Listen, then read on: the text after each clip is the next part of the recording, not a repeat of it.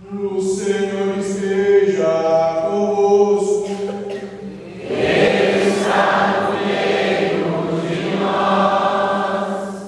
Proclamação do Evangelho de Jesus Cristo segundo Lucas.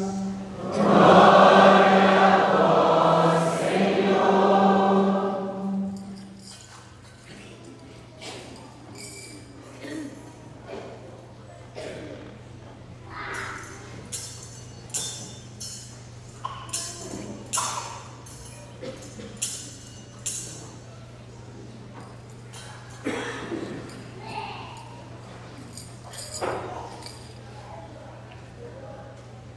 Naquele tempo, Jesus apoiou as multidões,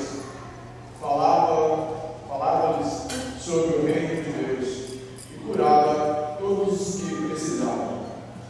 A tarde vinha chegando.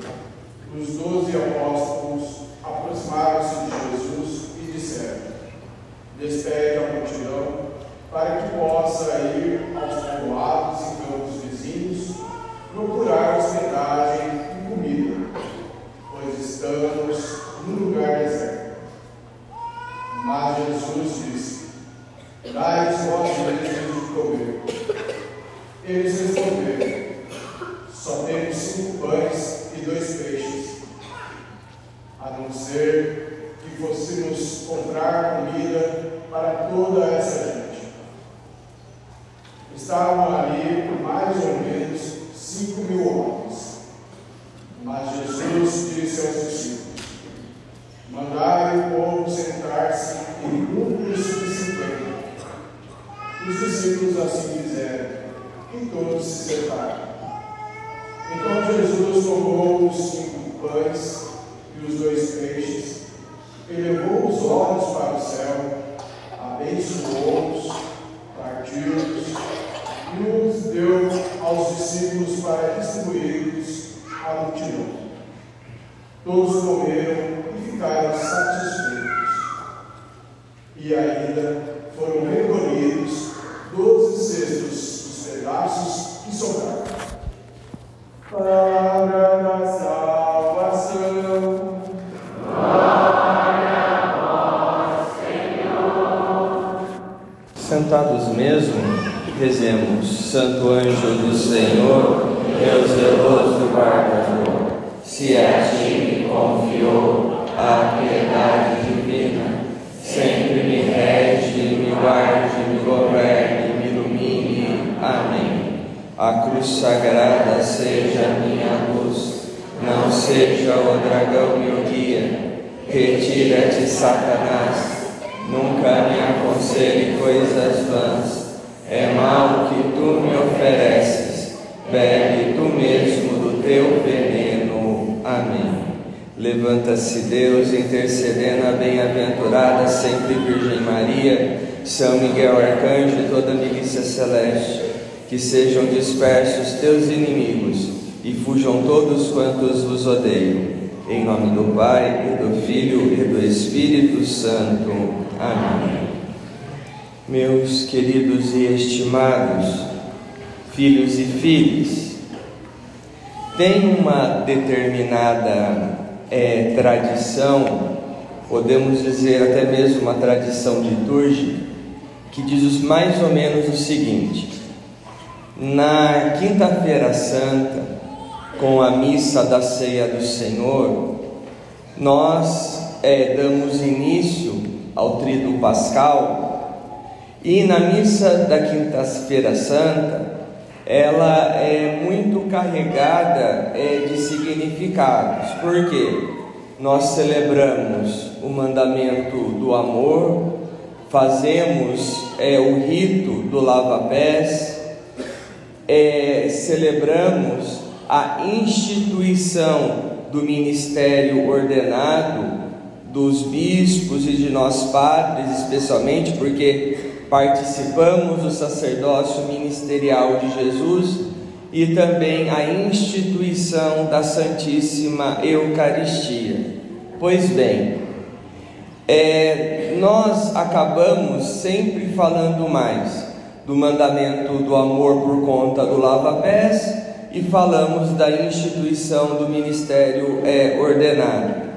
E aí, a instituição da Eucaristia, ela acaba não tendo tanto espaço, entre aspas, nessa celebração. Então, a Igreja estende a celebração da Quinta-feira Santa com a Quinta-feira de Corpus Christi, para que aí sim, no dia de hoje, cada um de nós, ao celebrar este dia santo de guarda, façamos memória da Santíssima Eucaristia, da instituição desse sacramento e do Deus que se dá alimento a nós para poder alimentar tanto a nossa vida espiritual quanto nos ajudar na nossa caminhada no decorrer da nossa vida. E aí então toda a liturgia do dia de hoje vai tratar necessariamente da Eucaristia e dos seus significados e dos seus desdobramentos. E aí as leituras de hoje nos ajudam a essa reflexão. E aí vamos começar então, de fato, pelo início, na primeira leitura de hoje do livro do Gênesis. Padre, mas Gênesis é Antigo Testamento. A Eucaristia foi instituída no Novo. Mas por que temos esse paralelo? Porque a Eucaristia, mesmo que não tenha esse nome, sua importância, o seu significado, a sua presença já se encontra em toda a história da salvação. E aí então nos é apresentado na primeira leitura a figura de Melquisedeque. A gente ouve falar muito desse nome, ou quando falamos do ministério ordenado, que tu és sacerdote eternamente segundo a ordem de Melquisedeque. Mas por que essa figura é tão emblemática? E por que se fala então do sacerdócio pelo sacerdócio também de Melquisedeque? Pois bem, é dito na primeira leitura que Melquisedeque é rei de Salém. Rei de Salém é o nome de Jerusalém, antes de receber o nome dessa cidade que se faz presente na nossa tradição e na nossa história religiosa.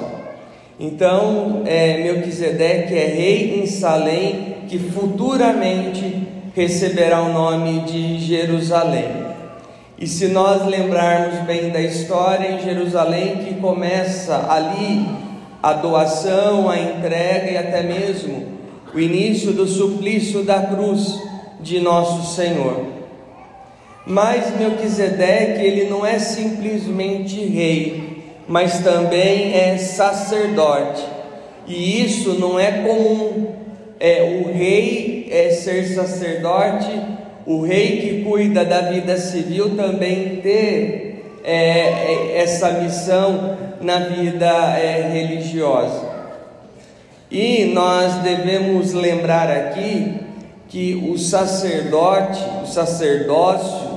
nesse sentido, é uma forma de colaborar para que as pessoas, para que o povo, para que os fiéis se aproximem cada vez mais de Deus.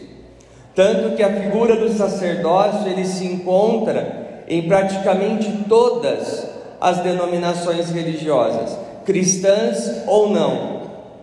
Temos essa figura do sacerdócio, que nada mais também para nos ajudar na nossa santificação. Santificar nada mais como eu disse anteriormente, nos aproximar, nos unir cada vez mais à pessoa de Deus. É como se fosse uma ponte. Então, o sacerdócio tem uma grande dignidade por conta da sua missão. Então, por que fala que Jesus e nós, padres, enfim, segundo a ordem de Melquisedeque? É porque Melquisedeque vai aparecer nesse momento no Gênesis e depois não se ouve falar mais dele. Ninguém sabe onde ele terminou a vida, quando ele morreu. Também não se sabe a sua vida antes de se tornar rei e de se tornar sacerdote. Então Melquisedeque, dentro desse contexto, não tem princípio e não tem fim. E quem não tem princípio e não tem fim e é eterno? Deus. Então aqui, pela figura de Melquisedeque, já é para poder dizer o quê? Que nós podemos participar de fato da eternidade de Deus. Podemos participar de fato do tempo da graça de Deus que Ele proporciona a cada um de nós. E claro, quando nós abrimos o nosso coração para Deus. E aí nos é apresentado também Abrão. Ainda não é Abraão. Ainda não houve aqui a mudança de nome. Mas então nos é apresentado Abrão que vai a Melquisedeque. E uma coisa que não é comum também é apresentar, dar de oferta ao sacerdote para ofertar a Deus pão e vinho. É praticamente a primeira vez que nós vamos ouvir dessa oferta no contexto bíblico e também no Novo Testamento, indo para o Novo Testamento. E aí pão e vinho também, dentro da nossa tradição, tem um grande significado. Não simplesmente porque o pão se transforma em carne, o vinho se transforma em sangue na Santíssima Eucaristia. Tem hora que quando eu vou dar formação de liturgia, falar de liturgia, enfim, ou nas nossas celebrações, ou nos nossos comentários de ofertório, é a mesma frase. Apresentamos os frutos da terra e do trabalho do homem. Frutos da terra e do trabalho do homem. E aí quando a gente pergunta um motivo, as pessoas não sabem. Só vão repetindo, sem entender a profundidade que tem essa frase. Por quê? Quando nós falamos os frutos da terra, quais são os frutos da terra? Trigo e uva. Quem proporciona ou quem criou os frutos da terra, trigo e uva, foi Deus. Deus que deu esses, vamos por assim dizer, alimentos a nós. E aí, esse trigo e essa uva, nas mãos do homem, nas mãos do ser humano e do trabalho do homem, o trigo vai se transformar em pão e o vinho a uva vai se transformar em vinho. Então, os frutos da terra, que é dado por Deus em alimento, são transformados pelas mãos do homem em pão e vinho, e são ofertados novamente a Deus, e nas mãos de Deus se transformam em corpo e sangue de Cristo. Tudo isso para poder mostrar o intercâmbio entre nós e Deus, Deus e nós. Na antiga tradução do missal romano que nós tínhamos, isso eu fiquei bem sentido quando foi substituído. Na missa da vigília de Natal, da missa do galo, como se chama, na oração sobre as oferendas, a oração dizia mais ou menos assim: que naquela noite, naquele momento, céus e terra trocam seus dons, onde o céu nos encontra com Cristo encarnado e a terra pelos seus pais acolhem ali então o Verbo, acolhem então Jesus Cristo. Então é esse intercâmbio, é essa doação, e lembrar que nós também, ao comungar do corpo e sangue de Cristo, devemos ser transformados cada vez mais à sua imagem e semelhança. E Melquisedeque, na oferta de pão e vinho de Abrão, ele realmente abençoa aqueles frutos, abençoa aquilo que Abraão entrega a Melquisedeque. E nós também devemos entender que Deus proporciona a cada um de nós a sua bênção. E bênção aqui não é para poder conseguir X, Y ou Z. Não. Quando nós falamos da bênção, é Deus nos ajudando de alguma forma na nossa missão, que nos dê forças realmente para que a gente consiga caminhar na melhor maneira possível aqui nessa terra. Aqui foi pão e vinho, hoje Deus pede de fato a nossa vida, tudo aquilo que nós temos, independente de como a gente esteja. E assim, cuidado com as lamúrias por aí afora. Eu não sou digno, eu não sou isso, eu sou pobre, eu sou miserável. Gente, muitas vezes quando eu escuto esse discurso, é uma falsa humildade das pessoas. As pessoas não se sentem assim, dessa forma. Ou, tenho que estar preparado para poder ofertar o meu tempo, para poder dar o meu tempo para Deus. E vocês me desculpem, gente, se a gente for esperar a ficar preparados, entre aspas, então a gente não vai a lugar nenhum. E isso, me desculpe a sinceridade, é desculpa de quem não quer de fato se comprometer com o reino, se comprometer de fato com Jesus Cristo. E depois disso tudo, Abrão ainda entrega o dízimo. E assim, gente, e aqui eu faço esse parênteses, porque é importante lembrar disso. O dízimo nada mais é do que uma forma de agradecer a Deus pelo nosso sustento. Nós trabalhamos, recebemos o nosso salário, que também entendermos que é graça de Deus.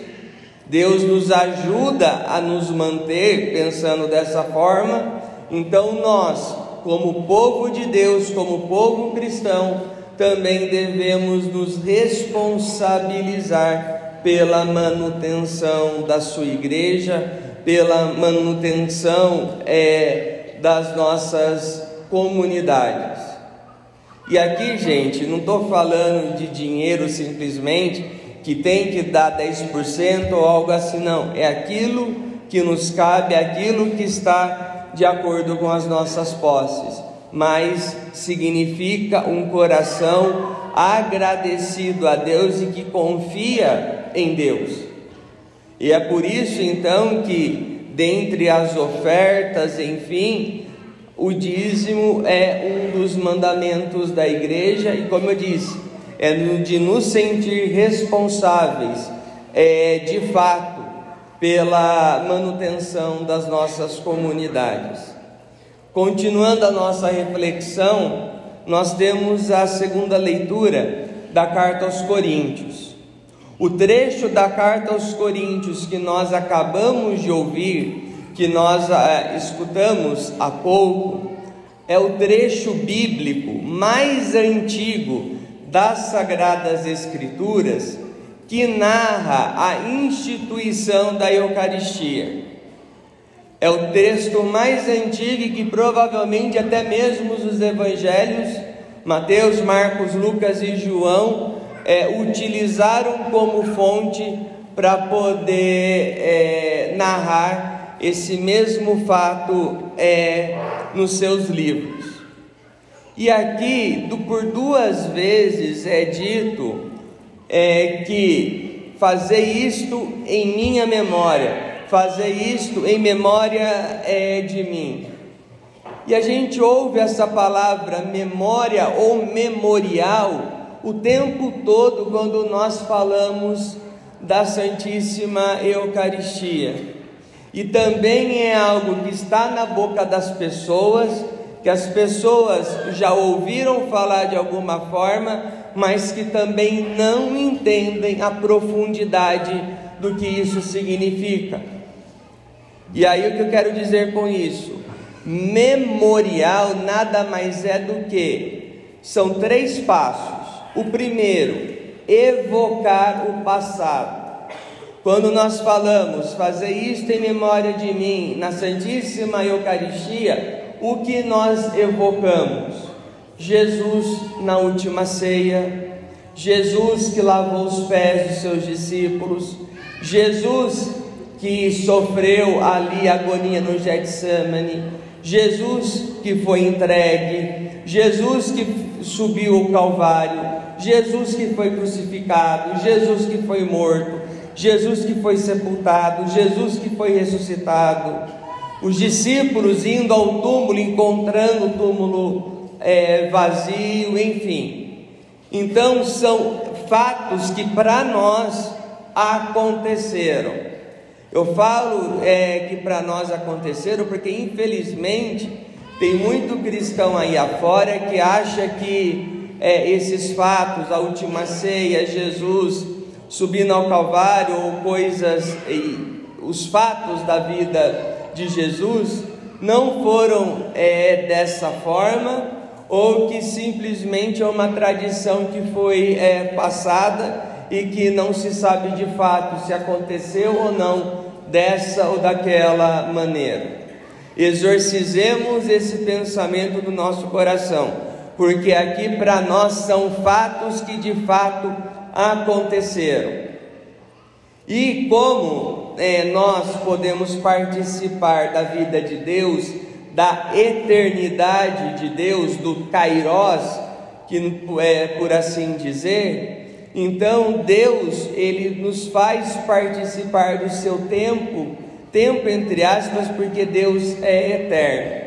Então vem o segundo ponto do memorial. Nós evocamos o passado, os fatos que aconteceram, e tornamos presente, trazemos eles para a nossa realidade.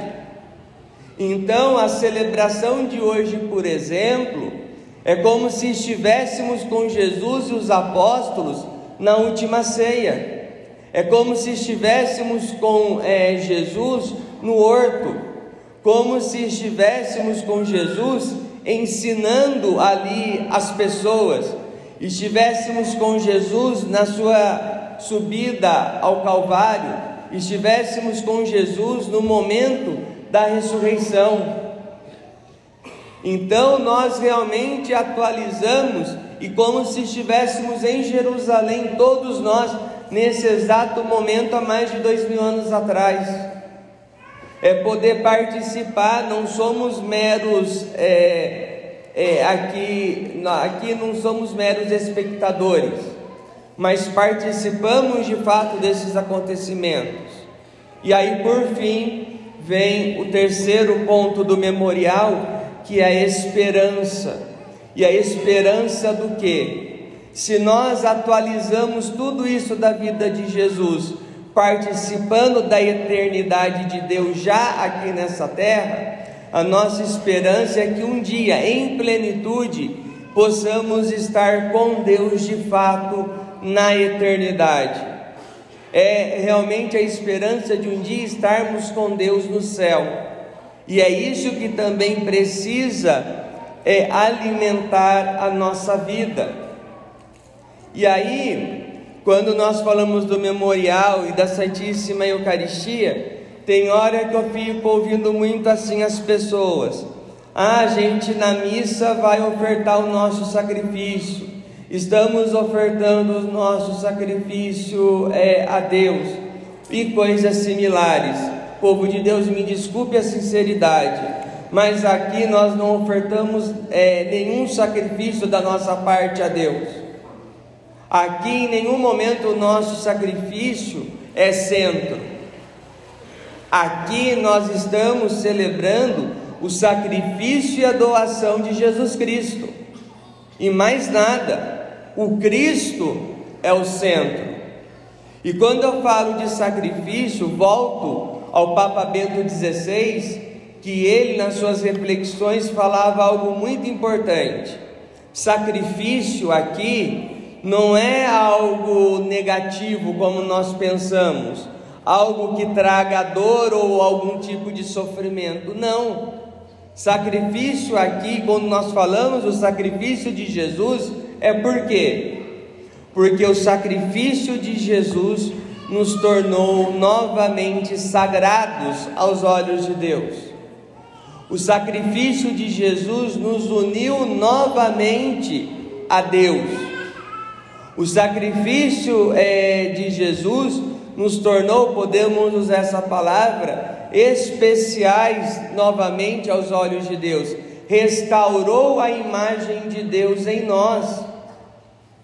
Então, desde a encarnação até a ressurreição, e aí, depois de missa, da Eucaristia, se a gente for falar do nosso sacrifício, aí é fazer com que a gente permaneça sagrado aos olhos de Deus, evitando o pecado e ajudando também as pessoas no nosso dia a dia a permanecerem sagradas a Deus, com o nosso testemunho e a ajuda na santificação das pessoas.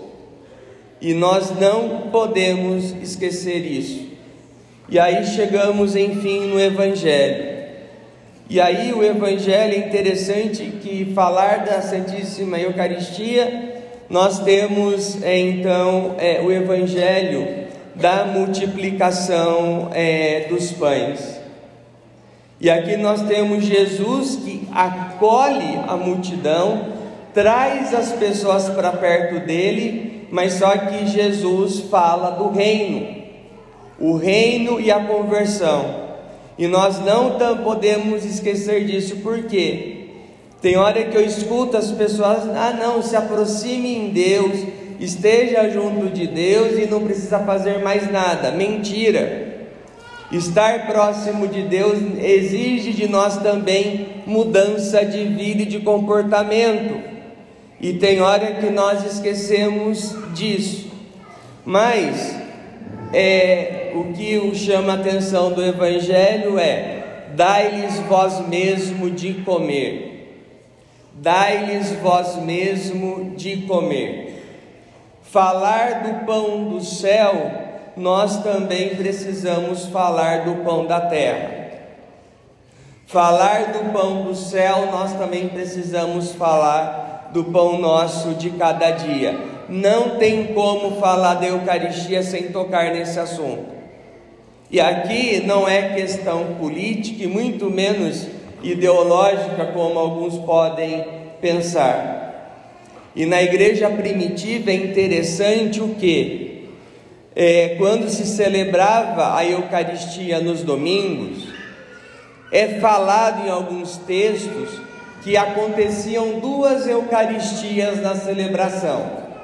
A primeira Eucaristia é de fato o pão do céu, o pão o próprio Jesus que se dá em alimento, mas também vai falar da segunda Eucaristia, que após o pão do céu temos que dar de comer àqueles que precisam, temos que dar o pão nosso de cada dia àqueles que precisam, porque não adianta nada falar do pão do céu e o nosso semelhante do nosso lado passando fome. É incoerência muitas vezes isso.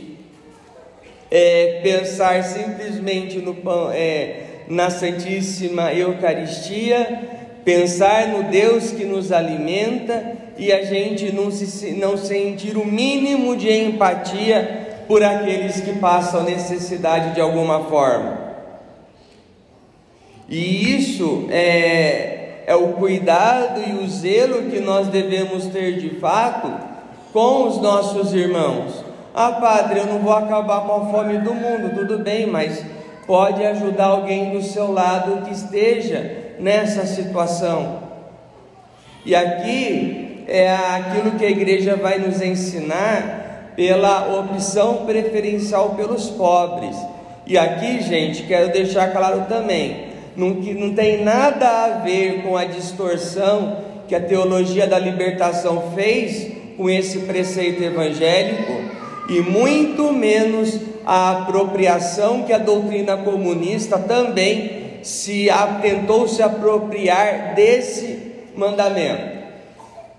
Quando nós falamos da opção preferencial pelos pobres aqui, é o cuidado e o zelo com aquele que passa fome, ajudando eles a passar por essa situação, ajudando as pessoas a superar essa situação, e não fazendo com que as pessoas permaneçam na pobreza, permaneçam passando fome, simplesmente para de alguma forma conseguir controlá-las, ou de alguma forma ter poder sobre elas. Esse tipo de pensamento é demoníaco. Esse tipo de pensamento vem do demônio, e isso me irrita de fato. Porque se a gente vai para o âmbito político, por exemplo, muitos daqueles que estão à nossa frente, nos governando, ou que deveriam nos governar com responsabilidade, não estão preocupados em nenhum momento em acabar com a fome, em acabar com a miséria. Por quê? Porque se acabar com a fome e a miséria, eu posso não continuar no poder, eu posso não ter destaque, muito menos se aproveitar das pessoas.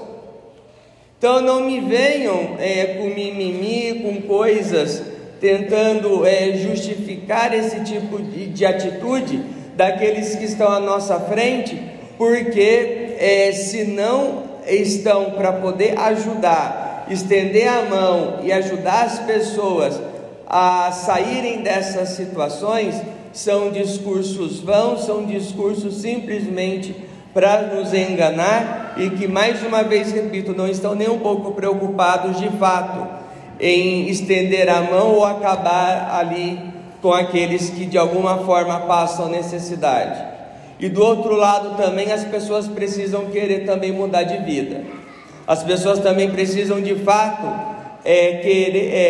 querer dar um passo para poder também sair dessa situação. Eu trabalhava com um padre que ele ajudava uma determinada família na sua comunidade, pagava aluguel, pagava as contas de água e luz, e ainda dava 2 ou 3 cestas básicas para aquela família todo mês. E aí a reclamação é que eles não podiam ter trabalho, porque um tinha problema na coluna, outro não tinha problema não sei aonde. E aí, mais de uma vez, eu falo porque eu vi, ninguém me contou, eu vi, eu saindo e passando pelas ruas da paróquia, dessa determinada comunidade, passando em frente a uma padaria, era 9 da manhã de uma sexta-feira, 9 da manhã de uma sexta-feira, vendo esse casal simplesmente bebendo, e o padre ainda dava um determinado valor para que eles pudessem se manter, gastando o dinheiro que eles recebiam na igreja com a bebida. Falavam que tinham problema de saúde da coluna, mas muitos viam fazendo determinados esforços e ali a coluna não doía. Aí também não dá, aí também é brincadeira. Então a gente precisa ver os dois lados da situação e o peso da balança. Nós devemos ajudar sim, mas a pessoa também precisa buscar fazer a sua parte, senão é muito fácil. E aí, lembrando e encerrando com isso,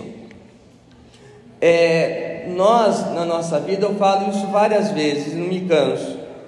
Tem hora que nós falamos tantas vezes que queremos ver um milagre, que queremos contemplar um milagre, que queremos de Deus algo extraordinário, enfim. E aí, a cada celebração de domingo, e hoje, daqui a alguns instantes, nós vamos ver pão se transformando em carne e vinho se transformando em sangue, um milagre bem diante dos nossos olhos, e nós não valorizamos, e nós não nos damos conta disso. Nós, tem hora que, desculpe, passamos até com um certo desprezo, entre aspas, ao Cristo que vai, o pão e vinho que vão se transformar na nossa frente. E aqui, gente, nada deveria ser maior do que o corpo e o sangue de Cristo e a palavra de Deus. Então não me venham tentar justificar, por exemplo, quando eu vejo nas celebrações de missa por aí afora, as pessoas acrescentando um monte de coisa, acrescentando até mesmo orações de tudo quanto é jeito. Ah não, porque a pessoa tem que ser tocada. Ah não, porque a pessoa é uma forma da pessoa rezar por alguma necessidade sua. Você me desculpe, mas uma oração ser maior do que contemplar o mistério da transubstanciação, uma pregação, qualquer oração ser maior do que o corpo e sangue de Cristo, então me desculpe, a pessoa está no lugar errado. Nós estamos no lugar errado, porque isso deveria ser inconcebível. Então, nós que precisamos aprender a dar graças, nós que precisamos aprender a valorizar essa entrega de Deus por nós e que nos permite participar também da divindade de Jesus. E aqui, gente, celebrar o Deus da vida, participar do altar da comunhão e termos atitudes que são contrárias, como por exemplo, eu sei que é clichê, mas para que a gente entenda, a pessoa vem, comunga do corpo e sangue de Cristo, vem aqui no altar e aí nas redes sociais milita a favor do aborto, nas redes sociais aplaude situações em que uma criança é assassinada no ventre da mãe, ou começam a querer participar do altar do Deus da vida, da dignidade da pessoa que Jesus realmente desejou para nós, e nós não respeitamos o nosso semelhante, nós não respeitamos aqueles que estão ao nosso lado. E isso nas coisas mais sérias possíveis, gente. Pessoas que vêm comungar e infelizmente maltratam das crianças. E maltratam aqui no cunho de fato sexual. E acha que simplesmente comungando vão resolver o problema em vez de buscar qualquer tipo de tratamento. É incoerência, gente, não dá. Ou a gente comunga para de fato mudar de vida e se esforçar em mudar de vida, aí sim, aí eu posso dizer também, então é um simples pão que a gente põe na boca, é uma simples gota de vinho que a gente põe na boca, mais nada, porque não tem valor algum. E como eu disse, somos nós que mudamos, somos nós que nos convertemos, somos nós que vamos nos tornando imagem e semelhança de Jesus, e não o contrário. E não, ao contrário, defendendo até mesmo a descaracterização do homem e da mulher e nas suas funções dentro da família, nas suas funções dentro da sociedade. Achei engraçado porque o Papa Leão, ele falou mais de uma vez ultimamente que a sociedade se funda na união de homem e mulher. E aí alguns começaram a já se levantar. O absurdo que é isso, gente. Por que o Papa falou na união de homem e mulher que se centra a humanidade? Porque é pela união de homem e mulher que nós podemos participar de uma das coisas mais bonitas de Deus, que é criar. Deus deu ao ser humano a capacidade de gerar vida. É por isso que nós falamos da união de homem e mulher como centro. É participar realmente da própria missão de Deus de gerar vida, de gerar pessoas para o povo de Deus, de gerar discípulos. E aí tem hora que esse povo fica enchendo a paciência, falando o contrário, mas me desculpe. Por exemplo, o grupo LGBTQIA+, por aí afora, nasceu como? Nasceu do ovo? Nasceu de chocadeira, como diria minha avó? Não. Então, para poder vir à vida, precisou da união de homem e mulher. E essa dignidade é também uma forma, como uma concretude da Santíssima Eucaristia. Aquilo que se comunga, levando isso adiante na geração dos filhos.